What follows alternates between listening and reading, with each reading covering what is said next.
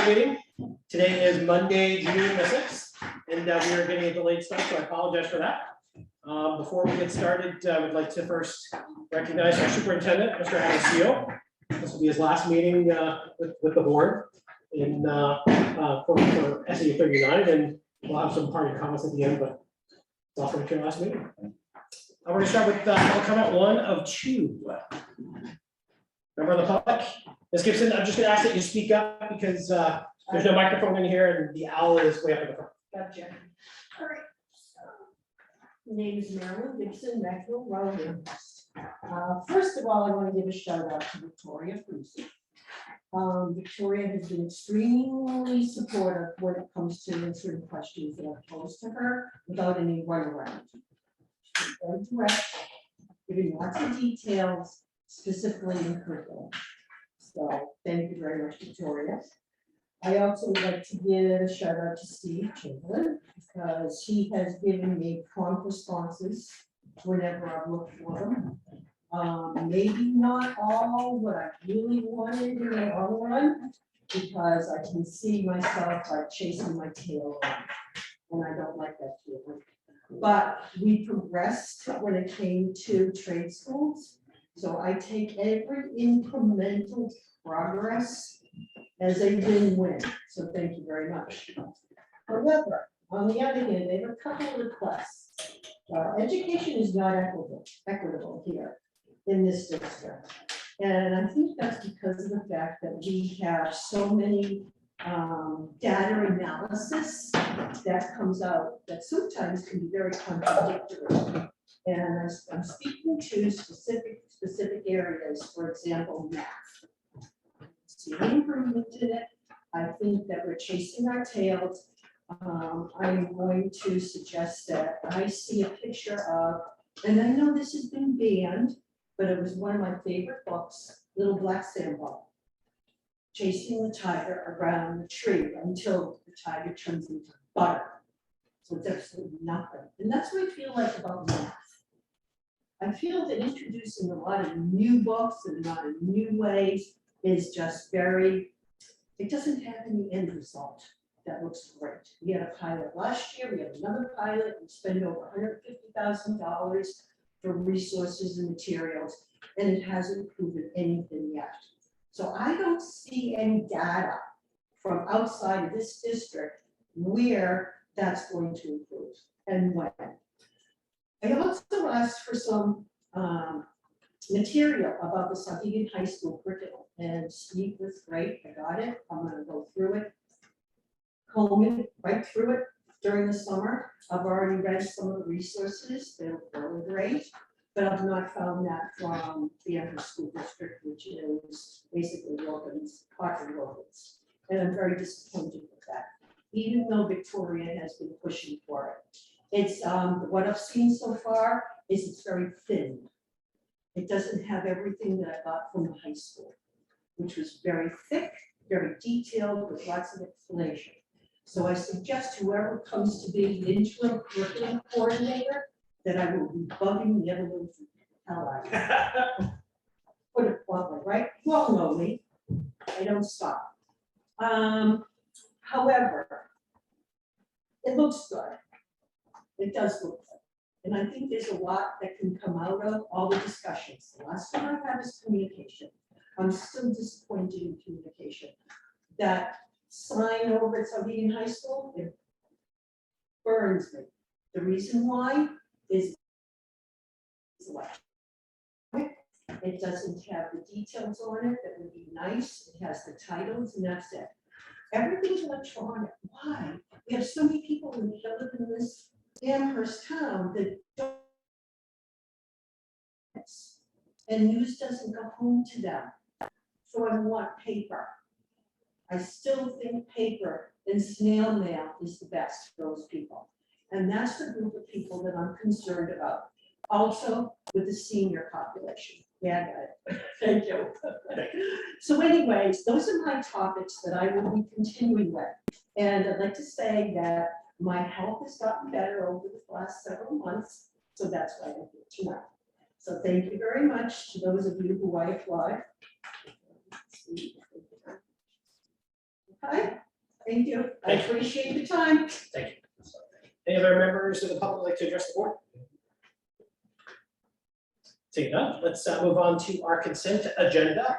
So we have 9 items with the transition plan. We're gonna pull that aside. We're gonna talk about that last.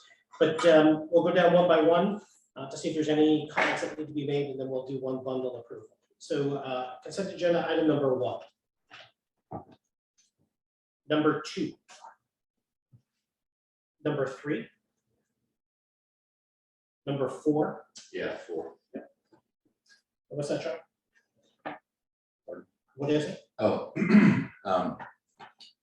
the consent number 4 of the draft minutes. Yep. This is the meeting where the board decided to offer an informal complaint resolution process as a means to resolve any matter. The question of the scope of that mediation at this point, the offer was made, so your motion was carried out, or your will was carried out. The problem is that I think this board needs to hear about the scope. It needs to be briefed on it, and needs to make another decision as to whether or not the scope of the mediation seeks to resolve all outstanding matters or a limited subset of outstanding matters. So John, we're on the consent agenda item for the minutes. Did you have something about? Yes, that's it. That's what I wanted to say. Okay, so that was a completely new thing. There's nothing changed in the minutes. Correct. Let's move on to number 5.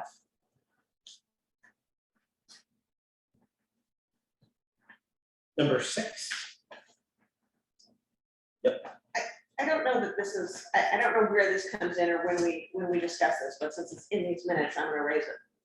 I think we're doing the weighted tallies incorrectly. And because when I was reading through and we tallied the votes, 7 people voted yes. 5 from Sauvignon, that meant 2.5 votes, 2 from Mount Vernon, and so they got 2 of their 3 votes. I think we're not, the abstentions got counted as no votes. And it's just not, I don't think it's how the statute says it's supposed to be. I mean, I think those 5 Sauvignon yes votes mean Sauvignon's 3 votes are yes. The 2 from Mount Vernon, if there's no one else, according to the statute, they get the proportional amount of their votes, so they would have gotten 3 votes. I'm not trying to revisit the issue necessarily about whether or not we say board or district, that was the vote on. I'm really not trying to open that, but before we do a weighted vote again, we need to have a discussion about that and what the statute requires on it. Because I don't think we're probably applying it properly. Any items to correct in the minutes, number 6? And I circulated a couple of corrections. If you just can't read out tonight. Yes. Okay. Yes. They were relatively minor. I can read them too if you want to. The subheaded one. First was on line 287. You can just read them out, that'd be great. It says Anna Goulet Zimmerman or Ms. Goulet Zimmerman remarked that she would like to see the survey broken down by staff.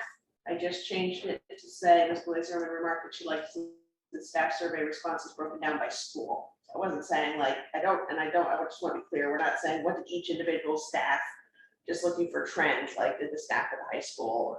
So that was what the conversation was. And then we had a note starting at line 250 that said Ms.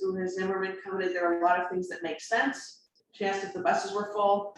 And I just added there, commented there were a lot of things that could make sense, like could we have a free period electives at the end of the day so that less core classes were missed? And then asked if the buses were full. Because the way it was, it just made no sense to me.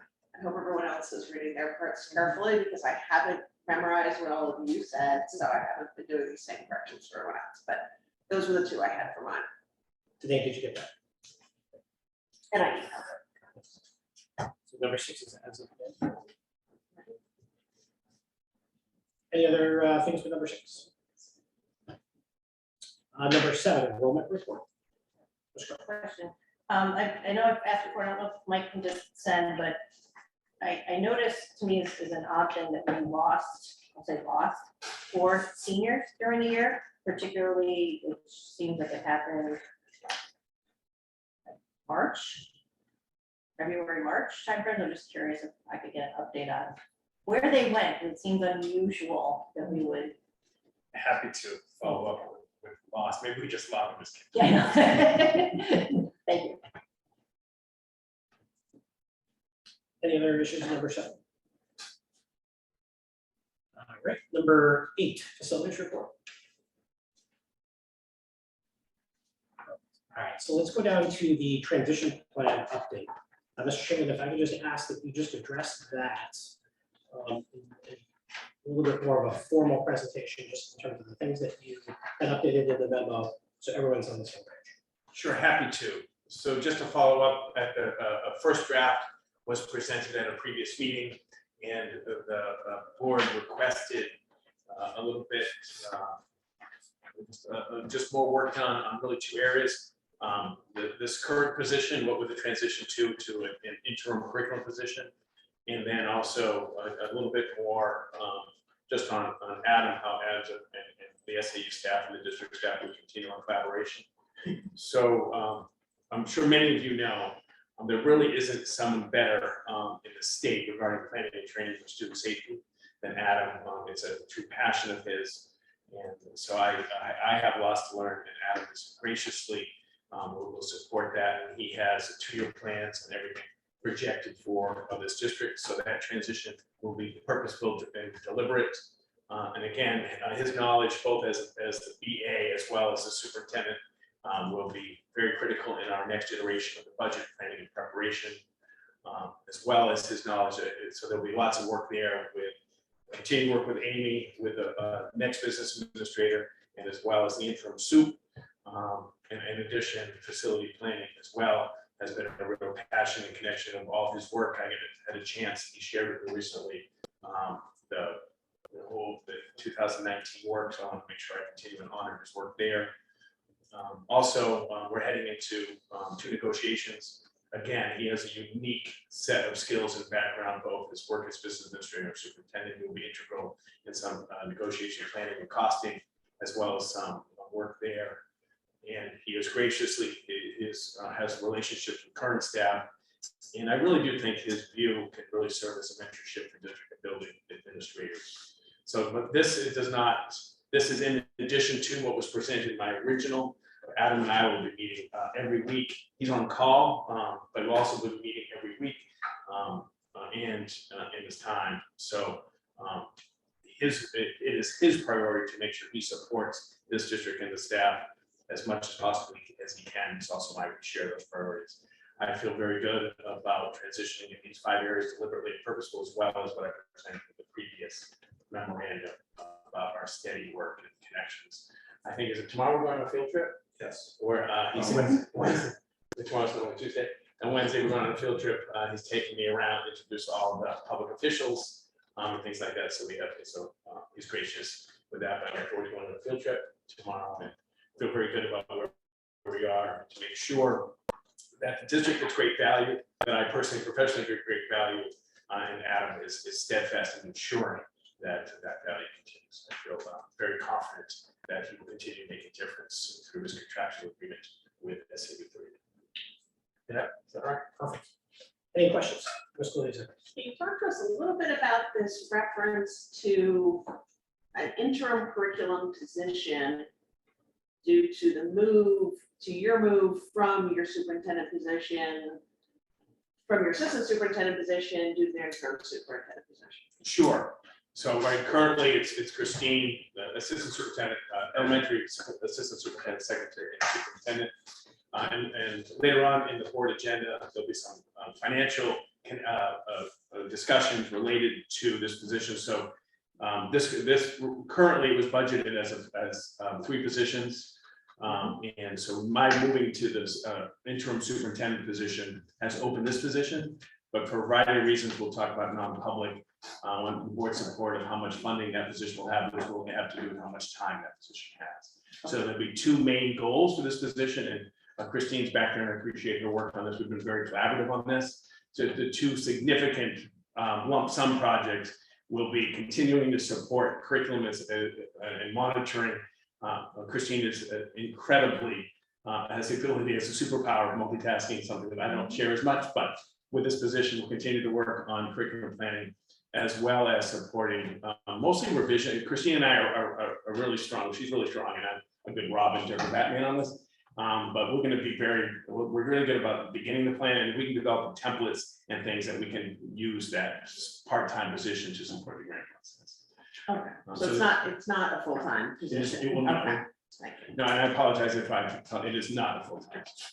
How much, we'll talk about the scope of that position in number. All right, thank you. Any other questions? I just thought, I mean, it'll be, I'm sure it'll come up with the non-public, I just want to make sure that we're clear that, I mean, Sauvignon gonna have 3 domain leaders and a dean of faculty, which is a lot of curriculum help and instructional help. So I do want to be very clear and understand what that interim curriculum position is going to entail, because we already have a lot of costs in that area at the high school. I want to be very careful that we're not adding more administrative costs on top. Just understand, so it's going to be understanding what this position is. Sure, I'm with it, and if Adam, if I remained in the role as assistant superintendent secondary, though I agree with the current structure at Sauvignon, there really is enough room for the assistant superintendent to support pushing the curriculum work through the finish line, which ultimately we hope is like the boards. We've done great foundation work, but the oversight of this position is really the SAU part, which is making sure it's board ready. Because our curriculum visibility to the board is a priority for SAU 39. And the focus of the oversight to get curriculum board ready is that next step. And so there's good work going on, but there, like, I would have, this position would have plenty to do as well in the traditional form. I wouldn't sit around and read blow too much. Another question about, so budget planning preparation. My question around that is something, you know, Mr. Steele is highly engaged and good at doing. But when it looks like going forward in future work, when budgets are being prepared, there's things that get pulled from the budget, things that get put into the budget, a lot of negotiating, you know. Who's going to be making those calls? I mean. So now that it'll be my budget that is presented. Okay. So the work that Adam will do besides being of council, he will also be working on the infrastructure and the presentation type, but no. Yeah. Okay, that's, I just wanted to, like, who's making the calls? No, and Adam and I would talk, but I know Adam 100% expects the interim superintendent to present the superintendent's budget for FY, Okay. for the next FY 24. And you know, that procedure and the role that I, so I feel I really appreciate working with Adam, and so this is not feel very confident presenting super.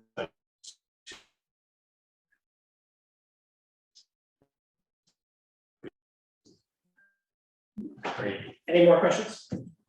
I had one. Yes. It's not on the transition plan specifically, but we're going to discuss in non-public some more details about this position, I guess is what I'm hearing. There's a lot of moving parts impacting compensation and other financial. So it's I'm non-public under employee compensation. Yeah, okay. That is all connected. And I wonder if there's a plan to include in that, you know, we have our, just looking at our policy, EDBA, stuff about our organization. And one of the minimum things we're supposed to do between April 1st and June 1st is elect the professional staff members for the next fiscal year and fix the salaries of all SAU personnel. I'm unaware that we've done that. It is June. We don't have another meeting scheduled. So when will we be doing that?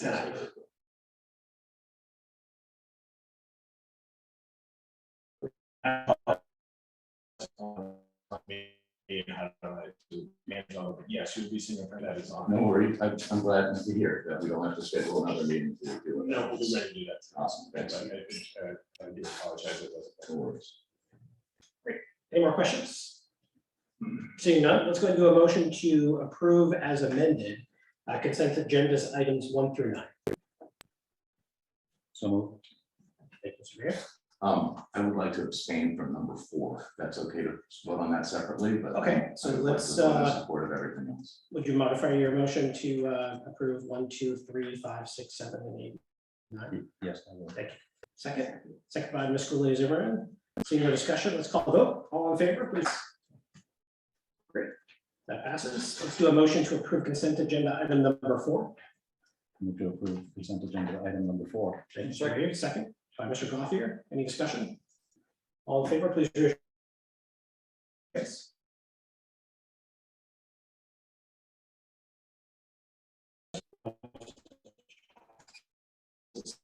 Goals.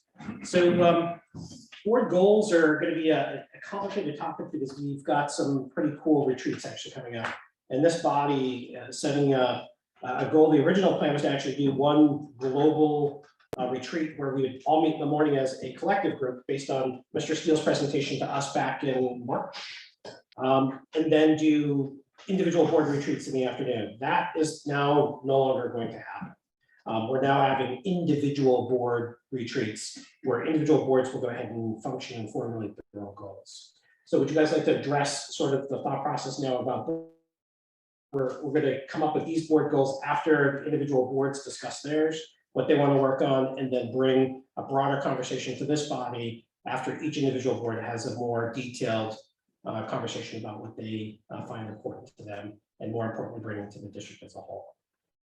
So in August, is that when that would happen? Yeah, at this point, yes. Okay. Fair enough. When's the Amherst retreat? Ours is coming up in 2 weeks in Sauvignon. Yeah, we're actually meeting tomorrow at 7:30 to talk about. Okay. And then Mount Vernon's, We've addressed our board goals in our meetings. oh, perfect, so you're not doing a retreat? Okay, perfect. So we're just gonna wait for Amherst and Sauvignon to get together. Any questions about that? So now let's move on to the FY23 meeting schedule. Everyone had circulated some messages from their individual board chairs about what we're going to be doing for the coming fiscal year board meeting schedule. Any questions about that? I think it's coinciding well with what Mr. Chamberlain had some concerns about overwhelming the executive office here, making sure there's more consistency in terms of the day of the week of having meetings and just creating more structure around that. Very much appreciate it. All right, so no discussion. I believe, do we need a motion for that? Because it was just an FYI. Our right? consensus. Thank you. Let's go ahead and do the audits. Ms. Stacy? Yes, thank you. So you have a memo in your packet regarding a recommendation on a financial audit firm. Which outlines the policy and process, the audit firm history, the pricing for the firms that were contacted and that contacted us, and an FY23 budget comparison. So the process that we went through was we emailed directly the 3 firms that we had had a history with, and the RFP was also posted on the SAU 39 website. We called for the proposals to be submitted on May 25th, and all 3 of the firms submitted their proposal on time. In terms of a history, you can see the firms that we've used since FY10. We had Vashon Cloquet for 2 cycles and Wadsworth and Sanderson for the last 2 cycles. There's pricing that is in your packet listed by district and what they're proposing for the 3 fiscal years that are included in the RFP. I also did a budget comparison to FY23, and there's varying degrees of difference. The Plastic and Sanderson difference is the least. They were the least expensive. Vashon Cloquet had a bit more of a difference, and Melanson, you can see, was a significant difference in pricing. So we've been with the current firm of Plastic and Sanderson for the last 6 years, and typically it's recommended to rotate auditors periodically. So while Plastic and Sanderson, they were the least expensive, they also said that they would be able to provide us a different team of auditors than the team who conducted the previous audits. The rotation of a firm strengthens the interdependence of the auditors in relation to their clients, ensuring impartial financial audits. So it is my recommendation that we go with the firm of Vachon Fouquet to have a different firm conducting the audits for the next 3 fiscal years. So, and also attached to that is the actual RFP that was sent to the auditors. So happy to take any questions, and it is the board's decision. I'm just providing the recommendation. Great, so let's open that up for discussion. Anybody have any comments? Mr. Torres? Did any of them have any appetite to provide a 5-year quote, or are we bound to do 3? It's recommended that we do 3 and then rotate again for another 3. That's just how it's typically been done in the past, and that was what the request was for 3. And the reason I bring that, because you can still rotate the teams as well. The only issue is, even if Boswick say we'll do offer a new team, they probably still have the same audit department. Yeah. So. Yeah. So I hear it, but. Yeah. That's effectively it's the same audit department. So. It is. Yeah, and I suspect Melanson, we use Melanson and we're seeing significant increases as well. Yeah. One of the things they're struggling with is actually retaining individuals. Mhm. So which is why I'm thinking if they had an appetite to do 5 years, that's maybe something we may want to consider at some point, because these costs will not get any cheaper. As a matter of fact, Melanson wouldn't quote us anything after 3 years. They refuse to. But the last 2 cycles we've been with them, we've done 2 5 years, and they wouldn't even quote us 3 years. They've gone up about 75% for us. Okay, yeah, they didn't make that comment to me, but I'll certainly put that in the notes for the next go round. Yeah, I mean, I'm not too familiar with the other 2 firms. I know they're much smaller firms, but Yeah. it seems like they've been around for a while. So Yeah. if you're comfortable with Sean. Yeah, they're the most popular ones in the state, the ones that we typically see. So, And they typically focus on GASB for the Yeah. accounts, correct? Yep. Yeah. Okay.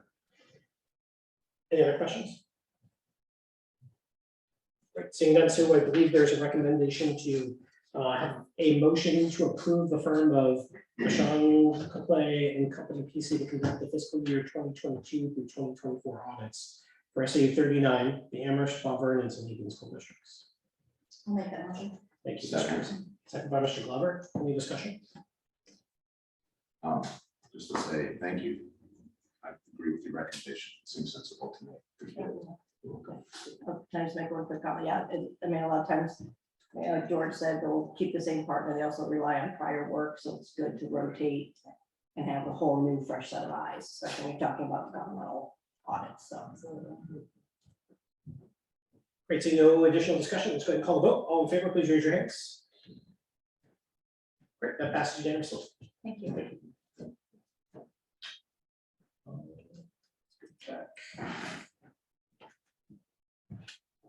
All right, the budget process. So Ms. Casey, you guys, did you have the opportunity to meet? We have not met. There's a meeting set up 13th next week. Okay. Yeah, I have prepared a memo for that group that goes over the process that was conducted this past year. Great. Some links for folks, some suggested areas for improvement, and other items for consideration by the task force. So that memo I just finished up and is ready to go out to the members of the subcommittee. Awesome. So I'll get that sent out. So no action to take there, it's still kind of. Let's go ahead and talk about the update of the business administrator search. Mr. Chairman. Sure, we've, after reposting, we have 3 applicants. Amy and I will be meeting tomorrow to review all the applicants and see where we are. There was one with, I think, with a stronger profile for where we're at, so our hope is to begin the interview process with our selection from those 3 post haste. I'm cautiously optimistic on where we are of having a business administrator, so I'm feeling okay. Any questions? See that? All right, let's move on to discussion the superintendent search committee. And Mr. Conklin, if it's okay with you, we'll turn it over to you. Sure, so we were able to meet last week. We have another meeting planned for next week. At last week's meeting, the group discussed the fact that there is a thin superintendent market with other districts looking. It was generally agreed that using a firm would be the best route forward. Amina has identified 3 groups to consider. We do have 2 proposals, and I think another one came in today. I haven't had a chance to read that email. The board and other stakeholders would have input to the process to help guide the firm, so it is not, we're not just turning over the process to someone else.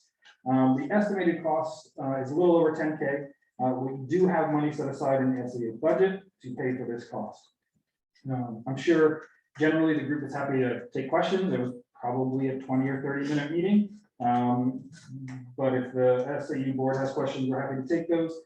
Generally, my hope is tonight is if we can agree upon that we should use a search committee, that this body would empower the search committee to essentially decide who we want to hire and move that process forward. So in other words, if we're agreed upon the need for a search committee, that group of us, the 6 board members who are on that committee, would be able to decide who that is, so we can get the ball rolling and not have to wait till August to potentially hire that firm. So if we're agreed upon the firm, the committee will do the work and then decide who that is we should hire. Yes, Mr. Rund, and then I believe Mr. Lee is going to ask. So I am aware of potentially a few people in the close area that are interested in applying. Are we going to automatically go pay a headhunting firm? Or are we going to try and see if we don't need to pay a headhunting firm if there are some qualified candidates in town? Not even in our town, but in a close surrounding. They've already approached me, asked me we were going to advertise for it. Sure. I mean, I think that's probably a question for this whole body to decide. I would say there's risk either way, right? There's risk if we hire a firm and pay them unnecessarily. There's risk if we, go with a local search and end up with 2 candidates who we ultimately decide aren't qualified. So there's risk either way, and the board just has to decide what risk it's willing to incur. Mr. Lee, So I was just gonna say that we did get, after the meeting, we got 2 proposals, and we're waiting on a 3rd that's supposed to be in tonight. I think we got these on Friday. I got graduated, it was just a weekend. I have not read through them in detail. I saw that one of them, though, I mean, it's limited a little bit it's a little bit more limited in the scope of what they'll do than what I was envisioning from the meeting when I was in the meeting. Like, it doesn't include interviewing, it doesn't, it looks like there may be at least some add-ins, and so that's one of my concerns, like what's included in this. And one of the things that this is just my view, but we are in a kind of unique position because we've got an interim superintendent already in place. We don't have to hire someone, we're not, in some chaotic position right now. And it's possible that there's some sort of hybrid that we ought to do, like run our own ad for 30 days and see what comes in and then make the next decision. And I will, I apologize to my fellow committee members because it's not something I said at the last meeting, because 1, I heard there might be other people, but 2, I started looking at this and looking at the limited scope and started wondering, well, should we be advertising in these same locations that they're suggesting, see what we get, and then turn it over if that's too narrow a response. Any other comments? Mr. Torres, and then Mr. Lee. What's the scope that this firm would provide? Will they do the actual search for us, or will they just screen potential candidates? And the reason I ask is because this market is very tight right now, and I'm a little concerned that if we do not use every available resource, we may find ourselves in a position where the candidates that are available to us aren't basically we're going to sell. So I really think we need to, if we need to spend a little bit up front, considering what we're seeing right now, I think we need to do that because we need to leave every available option for us. And I appreciate there are going to be 2 candidates, but I think they should probably be added on into the mix as someone we refer to. But I think we really need to push hard because it's a tight market out there. It's very tight. Thank you.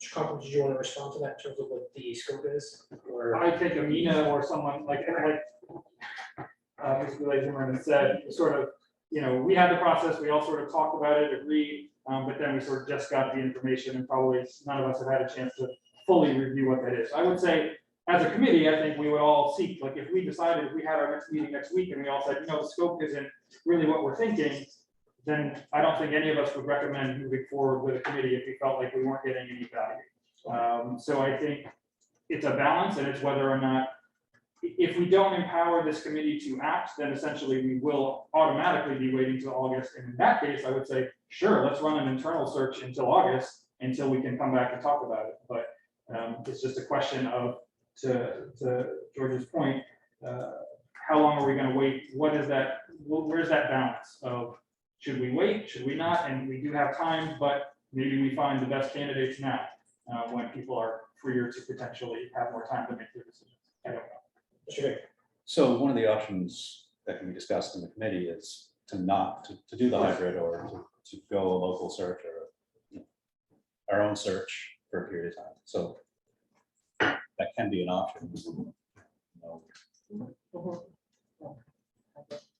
Parisi and then Mr. So part of my question, I guess, would be to the two of you, in terms of the timing that we're looking at. Is this something that we, I know we're talking about how the SAU wouldn't meet again until August, but in the meantime, is this something that we would call a quicker meeting for, to be able to? I have no objection to that at all. Is there any reason why we would want to put this out sooner than later in terms of when superintendents typically make choices or changes? Sure, my opinion, Steve, can share his as well. I think ideally you want to be posting around October 1st. Anything, like no one is looking right now for a job from 13 months from now, next July.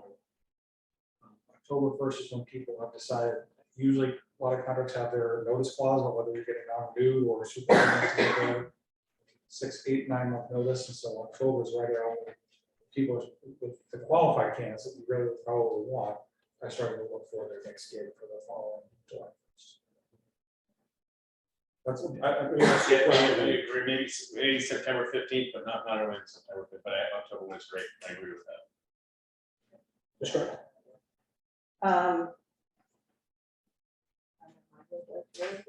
You can come back. Mr. Clark.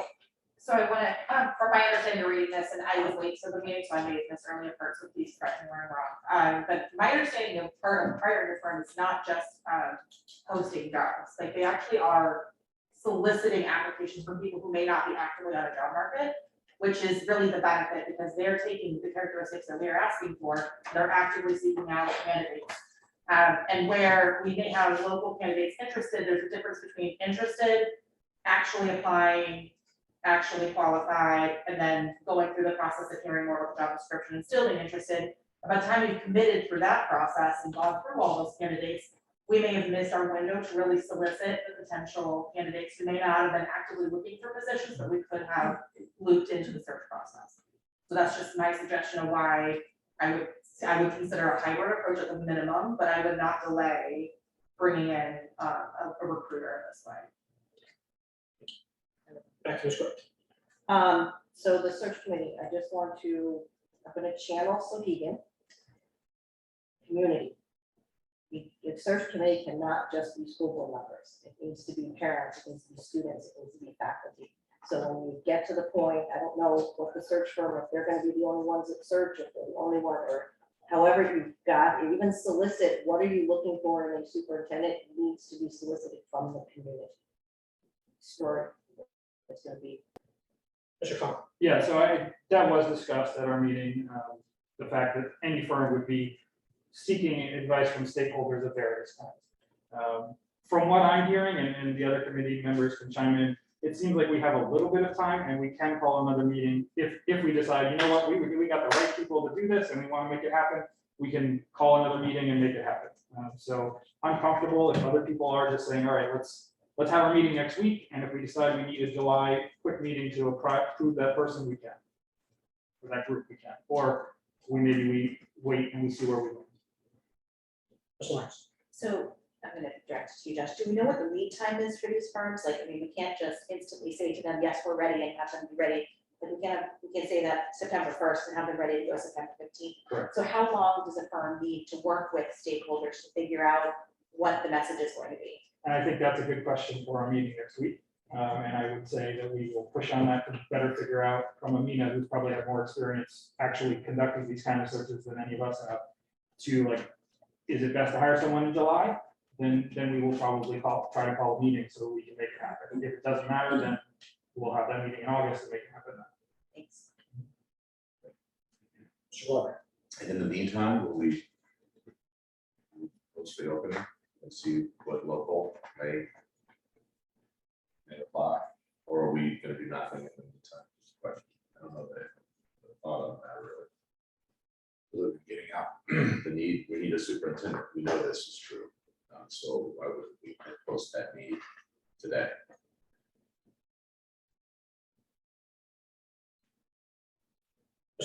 Well, I'm not sure exactly what the hiring pipeline is in this situation, like, does it need to go through Amina? Because that's a question, if we don't use a firm, who is siphoning those applications? I mean, we're all not individually getting copied on that. And given the position of a superintendent to the rest of the Sauvignon and the rest of the district, I'm not clear that it would go through our HR the same way. Like, I don't know enough of the process to say that might be a concern about just going on our own and posting right now. And I think if we were to go ahead and just advertise tomorrow for a new superintendent, I think we'd be bypassing the process that Mr. Grundy mentioned about engaging various stakeholders in the community to figure out what type of superintendent we want, what are the qualities we want of that individual to go ahead and lead this district. And I think that's the piece that we'd have to start with the committee to sort of figure out, yes, if we're going to start to advertise on our own, is there a deadline for that? And how do we engage the community stakeholders to identify what those quality and traits are? So our HR department could be hyper aware and filter through those applications to see if any of them meet that criteria. So I don't want to put a lot of burden on your shoulders, but this is pretty heavy lifting. If we can do that during our next meeting, is discuss, the path forward using, just a headhunter, internal, or a hybrid approach, and sort of figure out where and what time frame and what timeline we need to establish for that. Two things. One, just a comment. I think last time we did do it without a search firm. So, I mean, it's the process as far as the admin office. I mean, they've done it. So it's not different. Does this came up a little bit in our discussions at the committee meeting. Does this board, is part of what you want from us to determine who it is from the community, and I don't mean individuals, but the types of people who you want on this broader search committee, or is that something this board wants to do? Because I think we got a little stuck at that point, and then we said, well, we got to figure out this first, but we weren't sure. Did you want us saying we want X people from each school, and this breakdown of teachers and I don't know, former individuals who are involved with the schools, admin, that sort of thing? Yeah, so my vision is that you guys are going to design what the process looks like, right? And so it's all of the above, right? Okay. Is to say, hey, we are going to develop, I'm making this up because it's hypothetical, and we're going to do an internal search. We're going to have our HR director have 2 community meetings, one in Mount Vernon, one in Amherst. We're going to invite members of the public, identify 5 traits we want a superintendent, bring those 5 traits back, figure out, okay, how do we advertise based on this? Work with the board, have 6 board members, 2 community members sit on a committee. Great, we're going to send out this ad looks great, publish it, see what applications come back. That group then meets, says, yes, we want to visit 1, 2, and 5, and then boom, go through the conversation process that you guys have designed. And that is what I think this committee should be doing. That's from my perspective, and I think that kind of creates structure to what we need to do going forward. Absolutely. Just for 17 people to come in, we're going to design the process to be not only convoluted, but it's just not efficient. And so to have this small subset work with our HR director, design what the process looks like, bring that back to this group. Community, ask for people who are interested by this date, make decisions by this date. Yep. And then you guys bring that back and say, this is what we as a committee feel is the best path forward for us. Okay. And then we can provide feedback. We can say, hey, you missed the mark, or we love it, let's do, and then move forward. All right. Awesome. Any other questions? So I think the ask is for you guys to just, at your next meeting, kind of figure out where and what and how. And then if we need to call a meeting, which I actually don't think we probably will, but if we do, we can get one into the calendar. Because if October 1st is the go date, our next meeting here is on now the 25th of August. So that gives us space for 2 meetings, maybe an emergency meeting in, I'm sorry, unscheduled meeting in between that and our September meeting to get something done. Any more questions? Question, I just want to jump back, if no one has another question with the superintendent, I just want to jump back to the budget process. So our next meeting's not till August, but if there was anything in the budget process between now and then, we need to, and where our meeting's not till the 13th.